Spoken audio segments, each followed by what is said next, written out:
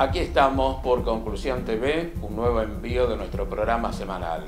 Pero hoy no estamos en el estudio, la pandemia nos ha permitido salir y nos recibe en su casa el periodista, catedrático, investigador, escritor, entre otras tantas cosas. Escuchar anécdotas de él es un buen momento de radio, conductor de Rompiendo los Cocos por Radio Universidad, y estamos en la casa del señor Coco López. ¿Cómo te va, Coco? Bien, bien. Gracias por recibirnos. No, por favor. Gracias a ustedes por haber pensado en mí. Bueno, hemos trabajado juntos en Radio 2. En Radio 2. Yo recuerdo, ya que arranco por acá, porque no está preparada esta nota, cuando vos viajabas a Europa, a Rusia, a distintos lugares, Así es. y teníamos un columnista internacional que en Rosario no había. O por lo menos si había algún otro que a lo mejor contemporáneo vos te acordás, era muy raro. Para ser sincero, yo inventé lo de las coberturas internacionales para viajar. Claro, era un buen motivo. La primera cobertura internacional que hice fue en Brasil, para Radio 2 estoy hablando. Sí, ¿no? Estábamos en Radio 2 en esa época. En Brasil, cuando se presentó la posibilidad, la primera fallida, o la segunda, no sé, fallida, de la candidatura de Lula contra la de Fernando Henrique Cardoso, que ganó Fernando Henrique Cardoso. Yo cubrí desde San Pablo esa elección y después ya que tuvo buena repercusión, es que yo trabajaba con Suriani, Sí. que era un programa que se escuchaba mucho. A la mañana creo que tenía muy poca competencia. De 6 a 8 de la mañana, y mi primera salida era a las 7:15, auspiciado por el Banco Aliancop, Sí, que mirá. que no existe más, No. ahora es un banco que está integrado a UDECOP. Y salíamos y hacíamos una charla con Suriani, y creo que tuvo muy buena repercusión, y al poco tiempo se presentaron las elecciones en Italia, después del Mani Pulite, cuando descubrieron los sobornos y que prácticamente significó la desaparición de todos los partidos tradicionales. El Demócrata Cristiano cambió de nombre, el Partido Comunista cambió de nombre, y fue cuando lo eligieron por primera vez a Berlusconi. Bueno, Hablando de Cardoso, de Cardoso y Faleto, ¿no? Que incluso lo veíamos es el mismo que veíamos a veces en textos en la facultad, si no me equivoco. Sí, Fernando Henrique Cardoso, Sí. que todavía ahora tiene presencia política en Brasil, Sí. y seguramente lo vamos a ver actuando, no como candidatos a lo mejor, pero sí en las próximas elecciones de octubre. Sí. Sí, Fernando Henrique Cardoso. Yo fui a Brasil porque 3 meses antes o 4 meses antes, todas las encuestas lo daban ganador a Lula. Sí. Pero Brasil empezó en esos 4 meses un plan antiinflacionario, y en 2-3 meses dieron vuelta las encuestas. Claro, Y mejoró la situación económica. Y ganó Fernando Henrique Cardoso, que era continuidad del gobierno que había. Y ahora se presenta una situación similar, con una situación económica distinta, con inflación en Brasil, y Lula otra vez como candidato enfrentando al actual presidente Bolsonaro. Ya eligió a Gerardo Alckmin, que es del Partido Socialista de Brasil, como su compañero de fórmula, que fue su rival político, pero Alckmin dejó una buena impresión cuando fue gobernador en San Pablo, y vos sabés que San Pablo significa mucho en la política brasileña. Los números hoy son favorables a ese binomio. Sí, en nuestros países, hasta que no esté más cercana la fecha de las elecciones, no podés hacer. Te conté el caso mío. 4 meses antes ganaba Lula, y el día de las elecciones ganó Fernando Henrique Cardoso. Sí. Bueno, el tema se ha corrido un poco, ¿no? La parte electoral en América Latina, lo de Boric en Chile, o Boric, como pronuncia él. Ganó Castillo en Perú, que está con muchos problemas. Sí, está muy hackeado. Tiene una constitución muy compleja, que la dejó Fujimori, ¿no? Sí, la situación compleja de América Latina. Y vos fíjate una cosa, en Perú las manifestaciones que lo hackearon por 10ª vez a Castillo son porque aumentó la nafta el 30%. En nuestro país hubo aumentos similares de productos alimenticios, en nafta, combustible, y hay que cambiar la situación, ¿no? Es complicadísimo. Es otra realidad, pero son realidades distintas, ¿no? Vos conoces más sí, América Latina. Pero socialmente, su constitución es distinta también. Es que nosotros durante mucho tiempo creíamos que no éramos latinoamericanos, que éramos más europeos que latinoamericanos. Sí. Pero Latinoamérica es diversa, pero enfrenta los mismos problemas. Y vos habrás visto que va pasando de periodo en periodo. En un momento dado la economía peruana anda bien, en un momento la ecuatoriana anda bien, en otros momentos decae. México tiene lo mismo con su petróleo y su relación con los Estados Unidos y Canadá, tiene sus problemas. Ayer el presidente López Obrador anunció que va a nacionalizar el litio, que parece ser la niña bonita de los recursos naturales. La Mientras tanto nosotros creo que lo estamos entregando así nomás. Por eso lo remarqué. Dijo López Obrador, no nos van a comprar con su cochina plata, porque dice que el Parlamento mexicano se ha llenado de lobistas que participan y que entran directamente a las salas de los plenarios del Congreso. O sea que están trabajando para quedarse con el litio de México. Bueno, pero si lo nacionaliza, ¿va a necesitar una ley del Congreso? Sí, una ley, que están discutiendo una ley de electricidad, que es complicado. México es complicado.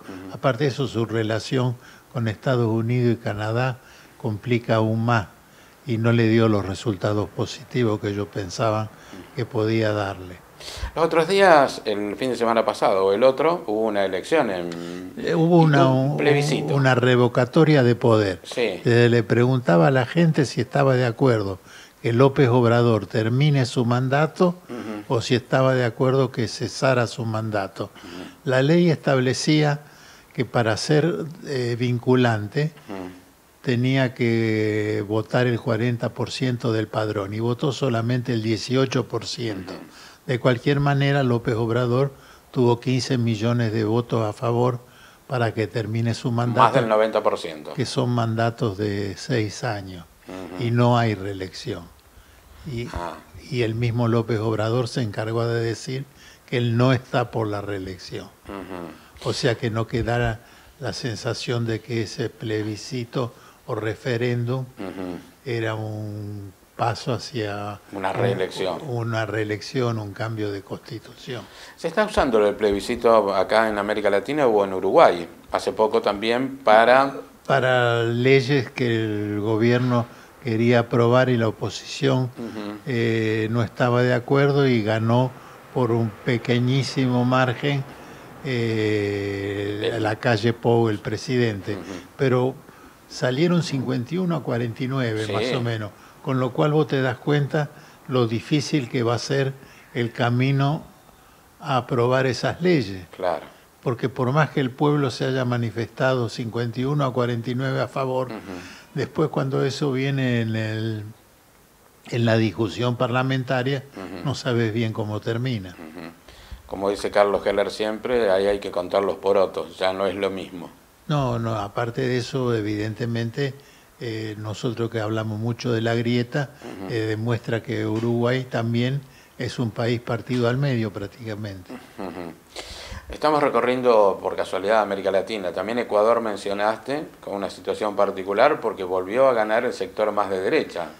Sí, se pensó que podría haber ganado un Delfín de Rafael Correa, pero no, triunfó. Bueno, ahí también hubo una dolarización de la economía que el gobierno de Correa no pudo zafar.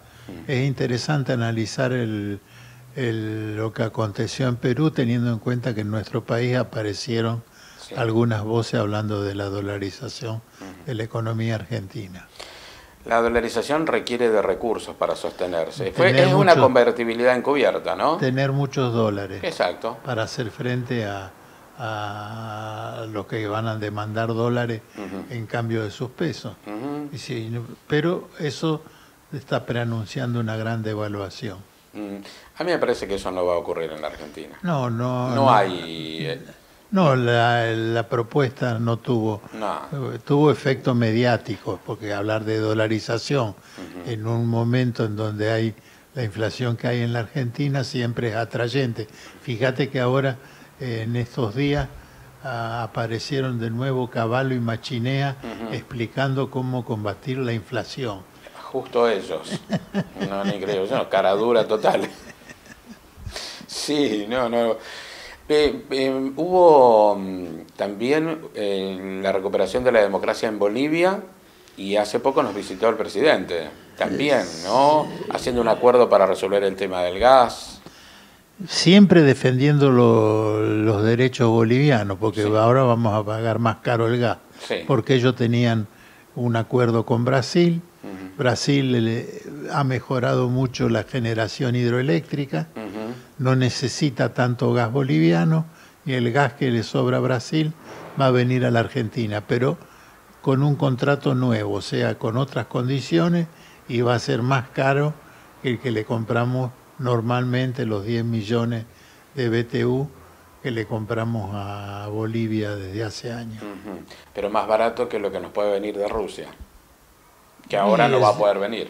Solamente pensando en la distancia que hay de Bolivia a la Argentina, o de Rusia de Moscú a Buenos Aires, hay 14.000 kilómetros. Claro, pero estábamos comprándole a Rusia.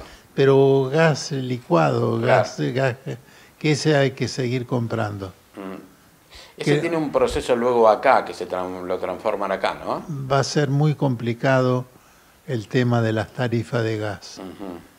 Porque si vos te fijas en Estados Unidos, le están recomendando a la gente que no use el auto particular, que es uno de los emblemas de Estados Unidos, en una casa como mínimo 2 autos, por el costo del combustible. Imagínate si eso ocurre en una potencia energética como en Estados Unidos, nosotros vamos a tener algún ramalazo y nos va a pegar el consumo de gas, fundamentalmente. Fíjate vos el problema que hay con el gasoil. Sí. Bueno, estamos transitando un paro de transportistas. Sí. Ahí hay más un problema empresarial, ¿no? Las empresas de transporte y las cerealeras que no quieren ceder parte de los incrementos. No, las cerealeras no quieren ceder nada de nada, por eso ya se pusieron en alerta cuando Guzmán, en un reportaje que le hizo El Gato Silvestre, dijo que está pensando, sin subir las retenciones, en una herramienta para redistribuir la renta extraordinaria que han tenido algunos sectores, entre los cuales están las agroexportadoras, el petróleo. La renta impensada. Claro. Bien, así la mencionaron. No dejemos de decir algo sobre Venezuela y sobre Colombia. Colombia va a tener elecciones también. Sí. Y ahí hay una posibilidad de una apertura más de centro a la izquierda, ¿no? Con Petro, que fue alcalde de Bogotá. Sí. Y en las elecciones que ya hubo legislativa, tuvo una buena performance electoral, pero ahí hay una gran tradición conservadora y aparte de eso, el proceso que ha pasado de guerra civil Colombia y cómo siguen los asesinatos y cómo siguen eliminando a dirigentes populares, hace también, hay que poner un signo de interrogación cómo pueden ser las elecciones. Y ahí están muy metidos Estados Unidos, sin embargo la cuestión de la violencia no termina. No, el Plan Colombia, que fue un invento de los Estados Unidos para combatir el narcotráfico y que después se convirtió en la conformación de una base militar permanente en Colombia. Y no se ha terminado tampoco el tema de la droga.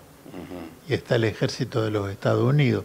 Como no se terminó el tema de la heroína, en Afganistán, y Estados Unidos estuvo del año 2001 hasta ahora, 20 años, y se aumentó el tráfico de la amapola de Afganistán al resto del mundo. Claro, como que viabilizan las cosas en lugar de eliminarlas o de controlarlas. Facilitan las cosas.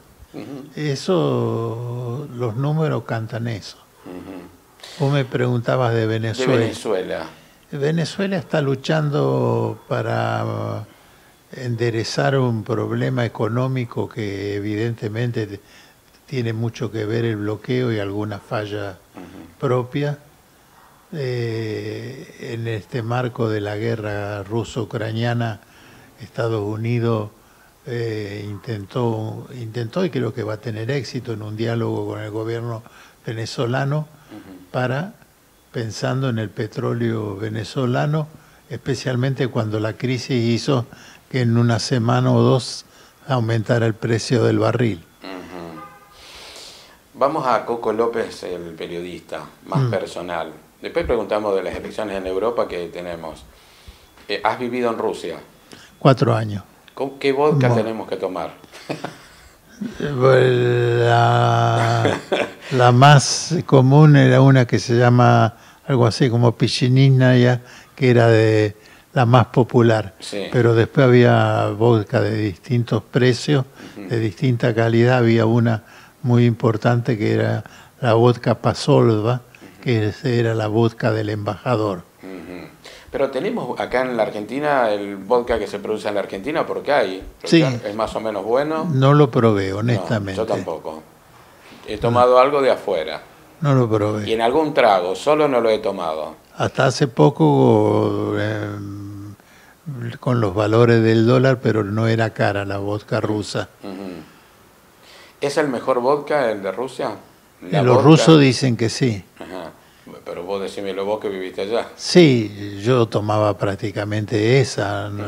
Y después he probado en la Argentina la vodka finlandesa también, vodka sueca, dinamarquesa. Son todas buenas. ¿Viviste en Rusia en algún otro lugar?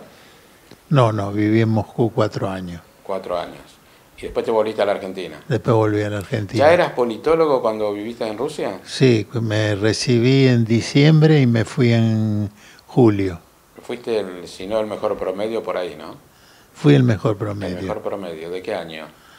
Me recibí en 1979. Yo tengo cierta admiración por tu trabajo, entonces a veces uno comete el error del afecto y de la pregunta, a veces va cargada de esa admiración, ¿no? Pero yo rescato todo el trabajo que vos hiciste internacional para aquellos periodistas que trabajábamos, que no teníamos una agenda internacional, lo que nos venía por Reuters o por Telam, venía siempre cargada de desinformación. Yo me acuerdo cuando vos estuviste en Rusia en una de las coberturas, no sé si hubo elecciones, no sé, la primera elección de Putin puede haber sido. No, de Yeltsin. De Yeltsin, sí. Y que tratábamos de hacer las comunicaciones por teléfono, eran un problema, y las sacábamos en vivo en Radio 2.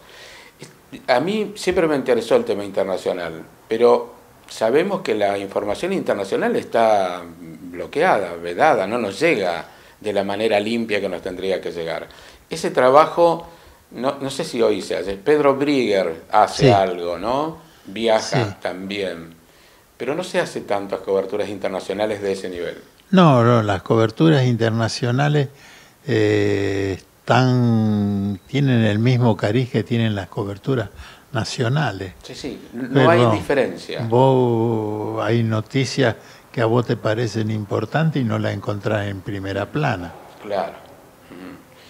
Hay una periodista rusa que habla muy bien español, que hace unas muy buenas coberturas, que ahora está... en Russia Today. Sí, y en RT en español.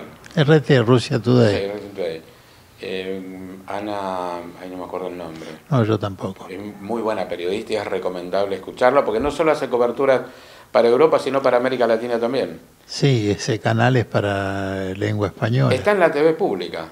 Sí, porque la otra fue bloqueada ahora con el conflicto de Ucrania. Sí, por YouTube está bloqueada y hay lugares por donde no se puede ver. Volvemos a vos como el escritor, que también hizo un libro sobre el Che. Son 2 tomos, ¿no? Son 2 libros. Sí. Uno que me lo sugirió un editor porque un día tomando café, él era de Buenos Aires y me dijo, el personaje más famoso de Rosario, nadie escribió una línea. No de Rosario. No había escritos. Había un solo libro de Rojo, Ajá. de un amigo del Che, que fue escrito medio a los apurones cuando murió el Che. Pero eran vivencias de un amigo del Che, que lo había conocido al Che, cuando el Che iniciaba esos viajes con Granados.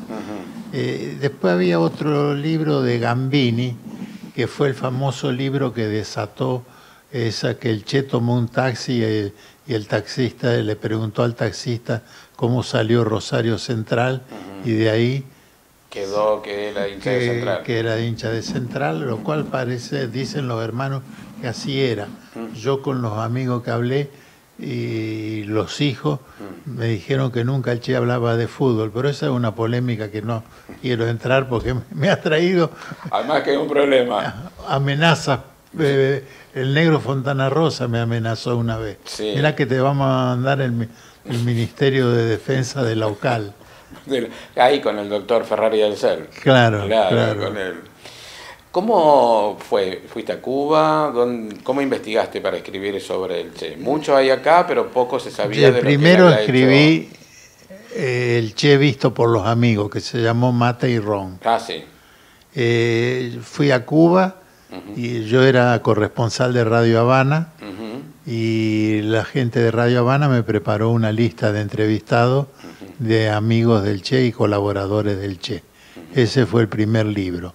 Y el otro libro, yo quería rescatar algo por el cual hemos trabajado mucho en el movimiento de solidaridad con Cuba, que es levantar la figura del Che como rosarino, mejor dicho, como rosarino, decir, este es uno de los nuestros, nació en nuestra ciudad.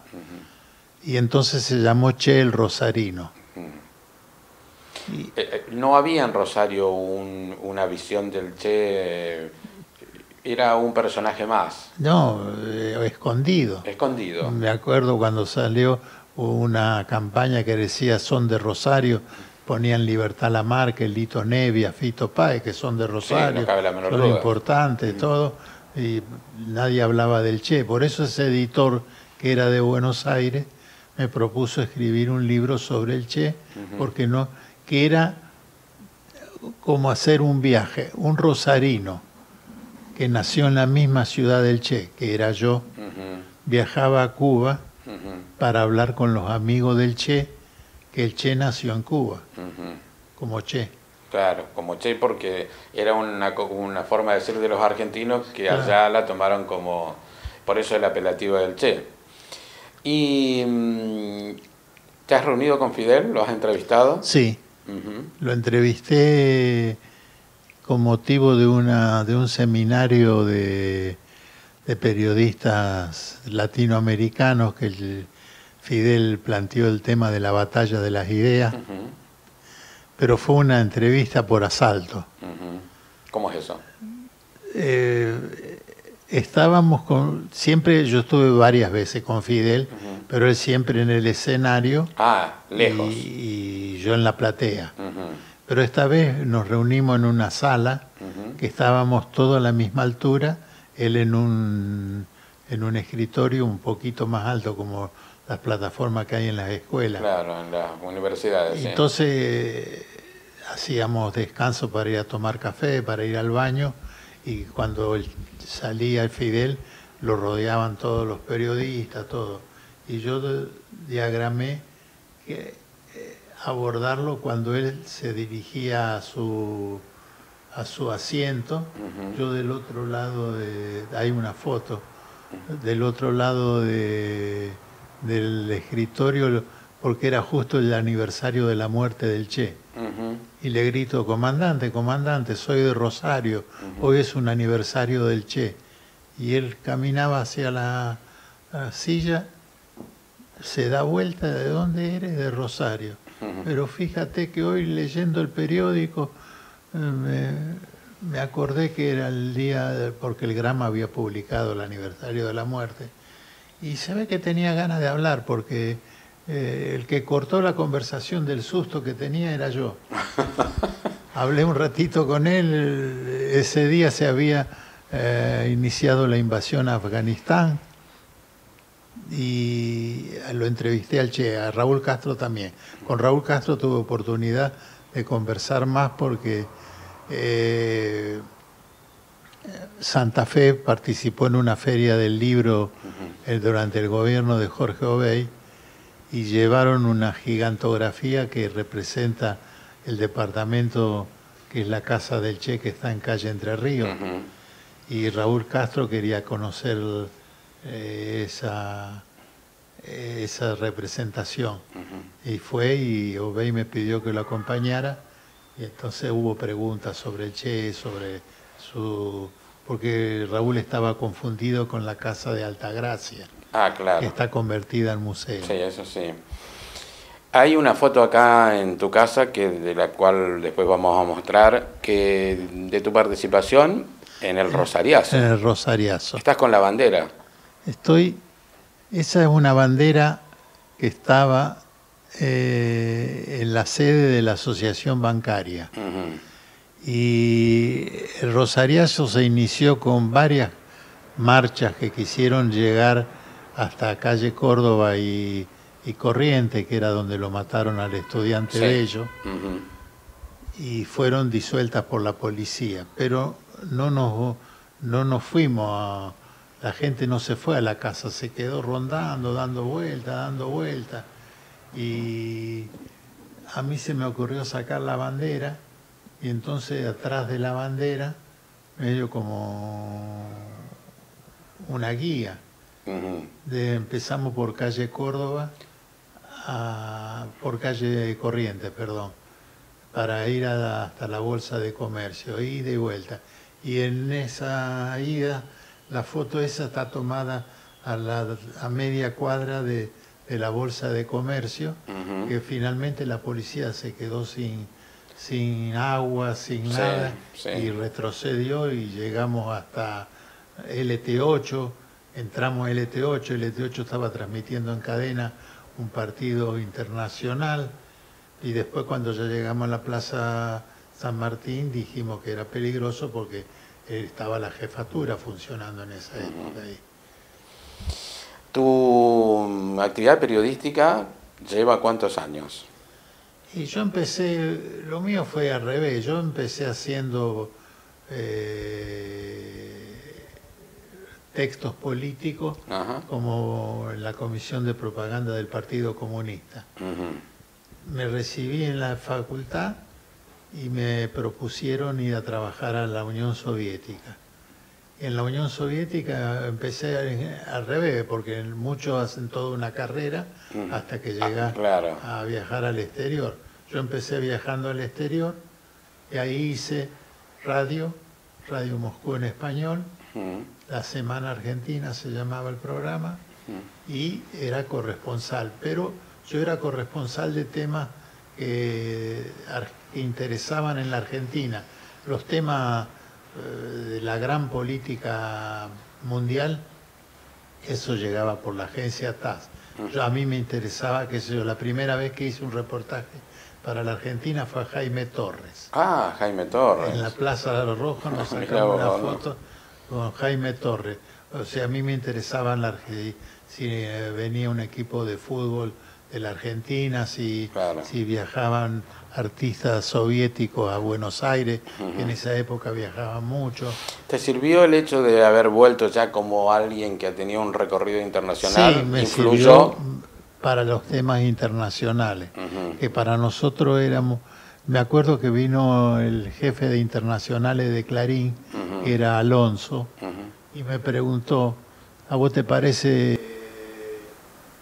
que Clarín debería mandar un corresponsal? Yo le dije, ¿según para qué? Porque si mandás un corresponsal para que diga que en una ciudad ucraniana, en esa época era la Unión Soviética, o en una ciudad de Moldavia, una mujer se transformó, se convirtió al cristianismo y quiere salir de Rusia. Digo, haces lo mismo. Lo que en esa época éramos los socios más grandes del mundo en desarrollo de la Unión, con la Unión Soviética por el comercio de grano. Los soviéticos estaban interesados en el Paraná Medio. Era un lugar interesante, pero era yo el único corresponsal. Algo habló el presidente cuando estuvo de viaje de esos temas con las autoridades rusas, ¿no? Y con Putin. Vamos cerrando el programa con 2 o 3 cosas cortitas. Una es, ¿qué va a pasar ahí entre Rusia y Ucrania, que vos lo mencionaste? ¿Cómo lo analizás? Ucrania no es un país que está comprometido con la violencia. Rusia le declara la guerra por cuestiones que tienen que ver desde el 2014, no es algo nuevo. Ahí todo el tema giró a partir de la poca claridad que hubo, me parece, en qué papel va a jugar la OTAN, o qué papel podía jugar la OTAN, o qué papel jugó la OTAN después de la desaparición de la Unión Soviética, con lo cual Rusia se vio rodeada de bases militares extranjeras. De cualquier manera... ¿No le dio la OTAN un apoyo a Zelensky explícito? No le dio, y él lo reclamó. Sí, pero en el último... Resulta curioso que en la última vez que habló en Naciones Unidas, que uno se imagina que es un lugar para hablar de paz, él reclamó armas. ¿Esto se resuelve en el tiempo? Sí, lamentablemente con muchas víctimas. Y mucha destrucción. Uh-huh. Algo que va a ocurrir pronto es el balotaje en Francia. Seguramente todos creerán que ya Macron lo tiene resuelto. No parece tan fácil.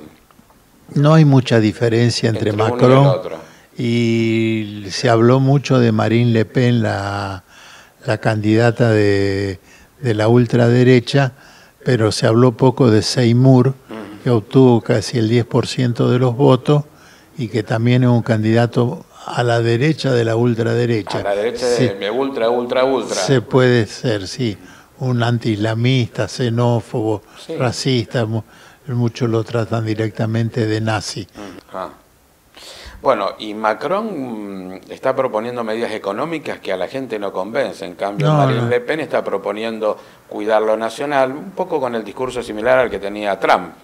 Es la ultraderecha con buenos modales. Con buenos modales. Al estilo Trump. ¿Cómo hizo Trump? También llegó por ese lado. Sí, y es preocupante el avance de la ultraderecha. Lo que debemos preguntarnos es si la ultraderecha piensa, yo creo que sí, poner un pie en Latinoamérica. Sí, para mí sí, estamos desguarnecidos. Vox en España, sí, ya estuvo en Buenos Aires, sí, hizo reuniones en el círculo militar, sí, asistió Milei, asistió la diputada nacional que defiende al terrorismo de Estado. Sí, y tiene con qué financiarse. Sí, financiamiento consigue. Tienen interno y externo. Agradecerte que nos hayas recibido en tu casa. No, por favor. Y que me gustaría cerrar el programa con alguna anécdota tuya, porque siempre yo te escucho en la radio, en el programa, y las anécdotas, y sos columnista de mi programa del sábado, que también es un agradecimiento tenerte en mi programa, y cada vez que no está tu columna, los oyentes me lo reclaman. Te lo debo decir. No, te voy a contar una que tiene que ver con eso que te dije al principio de la conversación, que yo inventé cubrir los temas internacionales, sí, para poder viajar. Sí. Se tenía que hacer la 7ª cumbre de no alineados en Irak, pero estaba la guerra de Irak-Irán. Y era la época de Malvinas. Argentina participó en esa cumbre, fue el general Viñones, era el presidente, y llegó una delegación del Partido Comunista de la Argentina a Moscú en la época de Malvinas. Y yo hablé con el jefe de la delegación y le dije, mirá, qué importante que sería que en esta época de Malvinas Fidel Castro me dé una nota para hablar de por qué ellos apoyan a la Argentina a pesar de que hay un gobierno militar que es anticomunista. Bueno, hubo acuerdo, le digo, vos, mira, yo hice esta carta, pero los cubanos me dijeron, no la hagas directamente a Fidel, hacela al embajador de Cuba en Moscú. Entonces la carta era dirigida al embajador. Si no te la dan, no pasa nada, es una carta que vos le hiciste al embajador. Le hice la carta, me la firmó el secretario del Partido Comunista y me la guardé. Se decidió que la sede de la reunión en lugar de Irak sea Nueva Delhi.